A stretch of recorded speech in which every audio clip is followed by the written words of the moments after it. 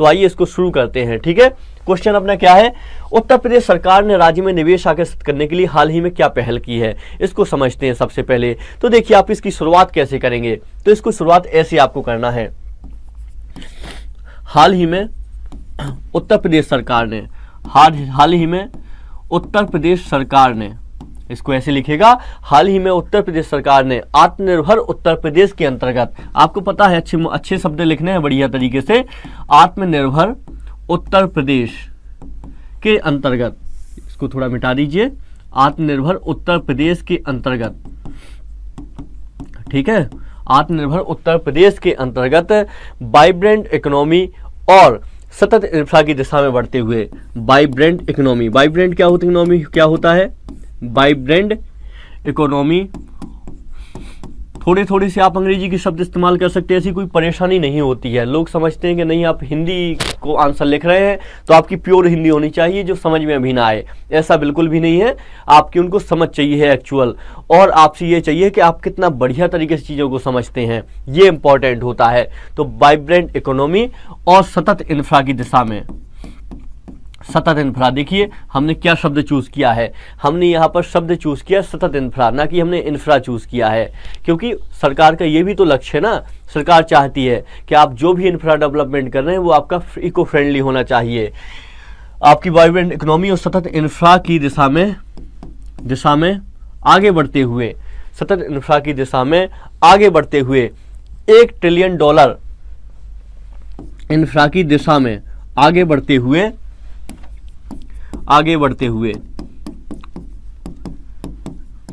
$1 trillion अर्थव्यवस्था का लक्ष्य रखा है, अर्थव्यवस्था का लक्ष्य रखा है। थोड़े जल्दबाजी मत कीजिएगा, थोड़ा इत्मीनान से रुकिएगा। $1 ट्रिलियन अर्थव्यवस्था का लक्ष्य रखा है, ठीक है। आप यहाँ पे पता है जहाँ पे हमने सतत विकास इंफ्रा की बात की, सतत इंफ्रा की, यहाँ पे बढ़िया से आपको क्या करना है, थोड़ा सा यहाँ पे अपनी बुद्धि का इस्तेमाल करना है और थोड़ा सा यहाँ पे अच्छे तरीके से थोड़ा टर्न करते हुए चीज़ों को आपको जल्दी से यहाँ पे SDG 9 लिख देना है। सतत इंफ्रा किस में है, SDG 9 में ही तो है। मैंने आपको याद करवाया था 9-11, दोनों ही इंफ्रा से संबंधित हैं, लेकिन जो 9 है ये प्रॉपर इंफ्रा से संबंधित है। तो आपको सतत इंफ्रा लिखा, वहीं पर चुपके से पेन से कोष्टक में SDG 9 लिख देना है। सतत इंफ्रा की दिशा में आगे बढ़ते हुए $1 ट्रिलियन अर्थव्यवस्था का लक्ष्य रखा है। ये तो आपको पता होगा, योगी जी का लक्ष्य कि उत्तर प्रदेश की अर्थव्यवस्था होनी चाहिए $1 ट्रिलियन, ठीक है, अच्छी बात है। अब आइए इसको पढ़ते हैं थोड़ा सा। उत्तर प्रदेश सरकार ने राज्य में निवेश आकर्षित करने के लिए क्या पहल की है, ये आपका क्वेश्चन हो गया। अब आपको इंट्रो तो लिखना पड़ेगा, लिखा आपने इंट्रो। हाल ही में उत्तर प्रदेश सरकार ने आत्मनिर्भर उत्तर प्रदेश के अंतर्गत वाइब्रेंट इकोनॉमी और सतत इंफ्रा की दिशा में आगे बढ़ते हुए $1 ट्रिलियन अर्थव्यवस्था का लक्ष्य रखा है। इस हेतु निम्न पहलें की गई हैं। आइए अब पहलों को देख लेते हैं, आखिर कौन कौन सी पहल की गई हैं, ये हमारे लिए इंपॉर्टेंट है। तो ये आप देख रहे हैं, ये डॉक्यूमेंट है उत्तर प्रदेश सरकार का, इसको और भी अच्छे से दिखा दूं।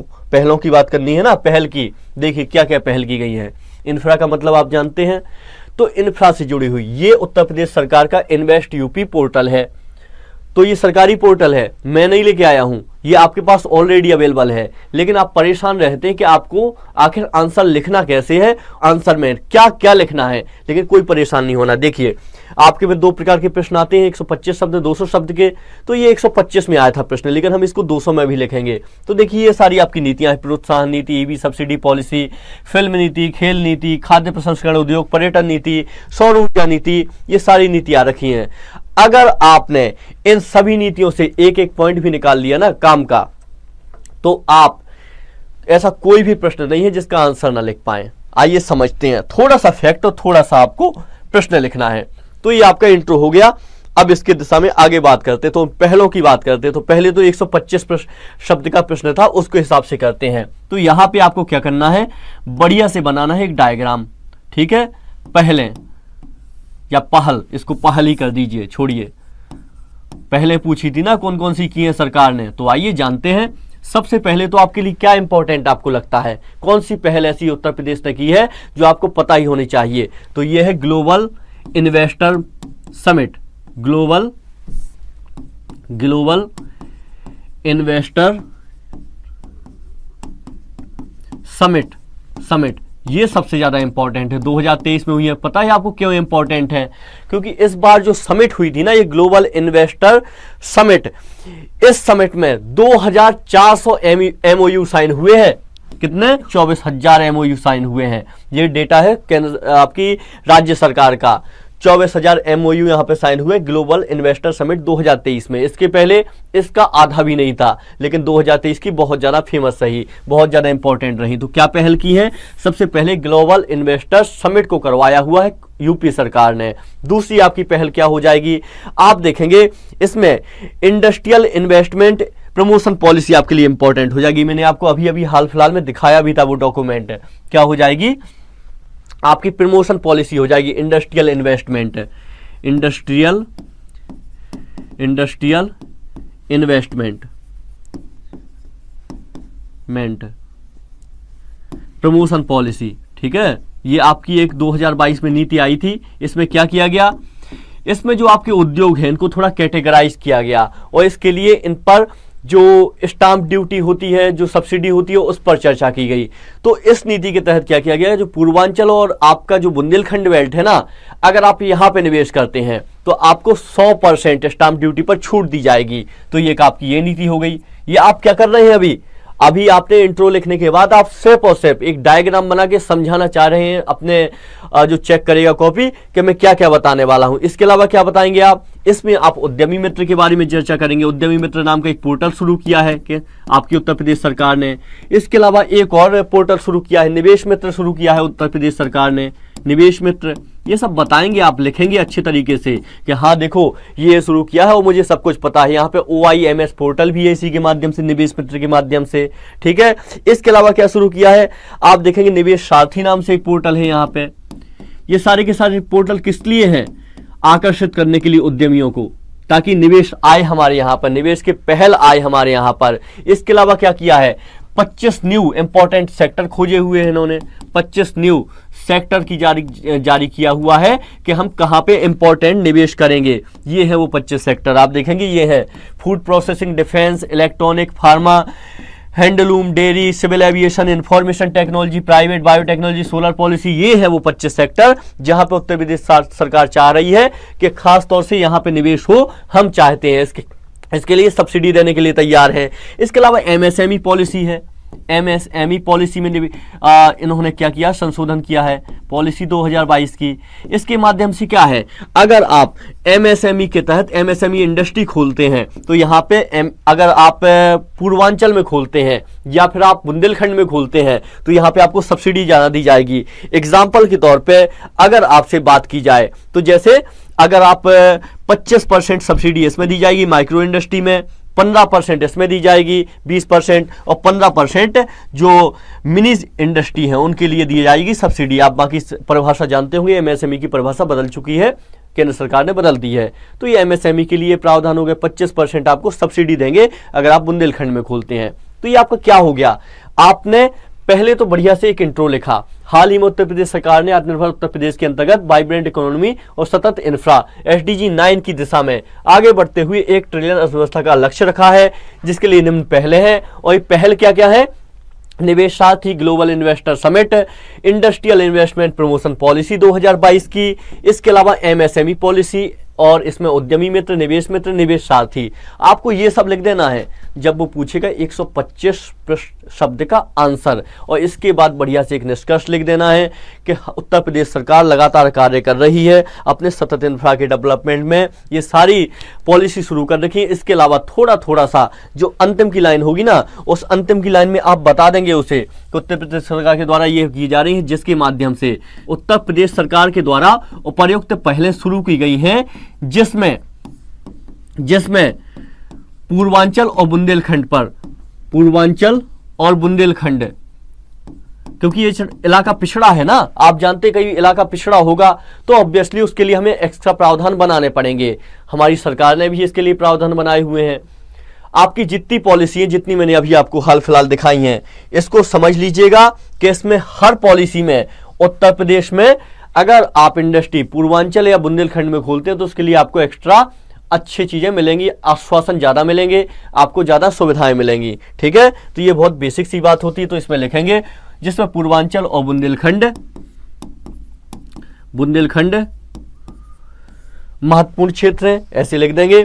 यानी इसको या फिर ऐसे लिख देंगे, प्राथमिक क्षेत्र हैं, निवेश के लिए प्राथमिक क्षेत्र घोषित किए गए हैं, प्राथमिक क्षेत्र घोषित किए गए हैं। तो इस तरीके से आप 125 में अपना आंसर कवर कर लेंगे। 125 शब्द भी आपके हो जाएंगे और आपका आंसर कवर हो जाएगा। लेकिन सपोज करिए अगर उसने क्या किया, ये प्रश्नों से 200 क्वेश्चन में 200 शब्द में दे दिया कि 200 शब्द में लिखो, तब क्या करेंगे, सेम आपको लिखना है, सेम डायग्राम बना देना है। इसके बाद में आपको पता है क्या करना है, ये जो पॉलिसी है ना, इनको समझा देना है। जैसे कि एमएसएमई पॉलिसी है, जो मैंने आपको चीजें समझाई, तो इसमें आपको बता देना है एमएसएमई पॉलिसी 2.0 पहल की गई है। इसके माध्यम से माइक्रो स्मॉल मीडियम इंडस्ट्री के लिए अलग अलग सब्सिडी जारी कर रखी है। माइक्रो इंडस्ट्री के लिए 25%, स्मॉल के लिए 20% और मीडियम के लिए कितने परसेंट, 15% सब्सिडी। ये सब्सिडी कहाँ के लिए है, अगर आप बुंदेलखंड में खोलते हैं तो इस तरीके से आप एक बात कर लेंगे। इसके अलावा बात करें, क्या करेंगे, आप इसमें स्टार्टअप पॉलिसी की बात करेंगे। यहाँ पे बात करेंगे फास्ट ट्रैक लैंड अलोकेशन। आपको जानते हैं जो भूमि अधिग्रहण की समस्या है, एक बहुत बड़ी समस्या है हमारे देश की। तो ऐसे में सरकार आजकल यूपी की क्या कर रही है, अगर आप निवेश करते हैं हमारे यहाँ पर, और सबसे बड़ी बात है आप बुंदेलखंड जैसे एरिया में निवेश करते हैं, अगर आप सुपर मेगा पैक के तहत निवेश करते हैं। सुपर मेगा पैक क्या है, अगर आप 500 करोड़ से 5000 करोड़ से 3000 करोड़, 500 करोड़ से 3000 करोड़ के बीच में निवेश करते हैं, तो आप सुपर मेगा में कहलाएंगे। और ऐसे निवेशकों के लिए आपका क्या हो जाएगा, फास्ट ट्रैक लैंड अलोकेशन होगा। ये सब किसके लिए है, जो 100% एफडीआई लेके आ रहे हैं बाहर देश में, ग्रीन एफडीआई लेके आ रहे हैं, उनके लिए योजना लागू कर रखी है सरकार ने। स्टार्टअप पॉलिसी बनाई हुई है, इंडस्ट्रियल इन्वेस्टमेंट पॉलिसी बनाई हुई है, जिसके माध्यम से स्टाम्प पे ड्यूटी में छूट दी जा रही है। तो इस तरीके से ये सारी पहल चल रही हैं। यहां पे आप जिक्र करेंगे यूपी एक्सपोर्ट पॉलिसी का। आप जानते हैं भी हाल फिलहाल में हलाल सर्टिफिकेशन बैन था, तो उसमें क्या था, हलाल सर्टिफिकेशन यूपी में नहीं बिकेगा ना हलाल सर्टिफाइड चीजें, लेकिन एक्सपोर्ट जारी रहेगा। तो इस यूपी एक्सपोर्ट प्रमोशन पॉलिसी बहुत ज्यादा इंपॉर्टेंट है। यह भी आपकी निवेश की पहल है ना एक तरीके से, तभी तो निवेश होगा। तो इसमें 1.74 लाख करोड़ का सरकार ने इस बार निर्यात किया हुआ है, लाख करोड़। तो इस तरीके से आप क्या कर सकते हैं, बेसिकली मैं ये बताना चाहता हूं। आपको पता है क्या करना है तैयारी के दौरान, आपको जो स्कीम आती है सरकार की, उन पहलों को देख लेना है। उस पहल में से मुश्किल से 1 या 2 पॉइंट निकाल लेने हैं। ये 1 और 2 पॉइंट ही आपका सहारा बनेंगे जब आपको आंसर लिखने के लिए आएगा। और इससे क्या है, आप बेहतर तरीके से मैनेज कर पाएंगे चीजें, ना ज्यादा याद करनी पड़ेगी, ना आप उसमें परेशान होंगे। तो ये हमने आज आपका क्वेश्चन देखा। ऐसे क्वेश्चन हर साल यूपी में आ रहे हैं, तो कृपया करके ये सब चीजें समझ के रखिएगा, याद करके रखिएगा, ठीक है। तो ये क्वेश्चन आप लोग समझ गए होंगे। क्वेश्चन क्या था, क्वेश्चन का इंट्रो था ये। इसके बाद में ये आपके कुछ प्रयास थे सरकार के। अगर आपका क्वेश्चन 200 नंबर का आ जाता तो आपको प्रयासों को थोड़ा नरेट कर देना है। इसके अलावा ये आपका एक हो जाएगा, निष्कर्ष हो जाएगा। इसके अलावा ये पॉलिसी है सारी, हर चीज के लिए एक पॉलिसी है। अगर सपोज करिए आपके लिए टूरिज्म के लिए क्वेश्चन आ जाता तो क्या करते, टूरिज्म को आप पढ़ के रखेंगे 1 या 2 पॉइंट में। सोलर एनर्जी आ जाता, बियर हाउस आ जाता है, एक्सपोर्ट प्रमोशन आ जाता। आप सब कुछ को यूपी पे जो पॉलिसी है उन पे एक एक निगाह जरूर डाल के रखिएगा। तो ये की बिजनेस है, इनेबल है यूपी के, जिसमें बात की जाती है प्रमोशन पॉलिसी है, न्यू अमेंडमेंट सेक्टर पॉलिसी है। ये पूरा का पूरा आपका इंडियन एक्सप्रेस में आया हुआ था, तो मैंने आपके लिए कवर किया है। आपको पीडीएफ मिल जाएगी और पीडीएफ जरूर ये ले लीजिएगा। ये हमारी बहुत इंपॉर्टेंट है, मतलब सेक्टर है यूपी के जिन पे काम करना चाह रही है सरकार, फोकस सेक्टर है यूपी के, ठीक है। इसके अलावा प्रोडक्ट लिंक्ड इनिशिएटिव स्कीम है, पीएलआई स्कीम, आप जानते हैं सरकार की बहुत ही फ्लैगशिप स्कीम है, तो इसको पढ़ेंगे। निवेश मित्र पढ़ेंगे, निवेश साथी हो गया आपका, इन्वेस्टर समिट हो गया। इन्वेस्टर समिट लगातार हमारे यहाँ पर, ये देखिए मेमोरेंडम ऑफ अंडरस्टैंडिंग 24,000 साइन हुए हैं। ये किसकी बात करें, 2023 की बात कर रहे हैं, जबकि 2018 में सिर्फ 1000 एमओयू साइन हुए थे। सोचिए उत्तर प्रदेश कहां जा रहा है। और यही तो आपको देखना है कि 36 लाख करोड़ के MOU साइन किए हैं उत्तर प्रदेश ने 2023 में। इसीलिए वो क्वेश्चन पूछ रहा है कि उत्तर प्रदेश में बढ़ रहा है निवेश, आपका ध्यान किधर है, ये उत्तर प्रदेश पूछना चाह रहा है आपसे। प्रशासनिक कमीशन योगी जी पूछना चाह रहे हैं कि देखो मैंने क्या किया और तुम कहां देख रहे हो, इस तरीके की बातें कर रहे हैं। इसके अलावा UP number 1 in the country attracting new investor, इसके बारे में एक्सपोर्ट प्रमोशन पॉलिसी हो जाएगी। तो सरकार की ये तो हुई इनिशिएटिव कि सरकार ने क्या क्या इनिशिएटिव लिए हैं। इन इनिशिएटिव की मदद से क्या क्या है सरकार ने, ये आपको पता चलेगा इस पीडीएफ के माध्यम से। इसमें देखिए सरकार ने क्या किया, MSME यूनिट ऑपरेशनल है 96 लाख उत्तर प्रदेश में, 1600 स्टार्टअप हैं, सोलर एनर्जी के लिए लगातार काम हो रहा है, 2035 सोलर प्रोजेक्ट यहाँ पे है। इसके अलावा ये आपकी सोलर एनर्जी का डेटा है, PM मित्र मेगा टेक्सटाइल पार्क यहाँ पे बन रहे हैं। तो ये सब यहाँ पे उत्तर प्रदेश में काम चल रहा है।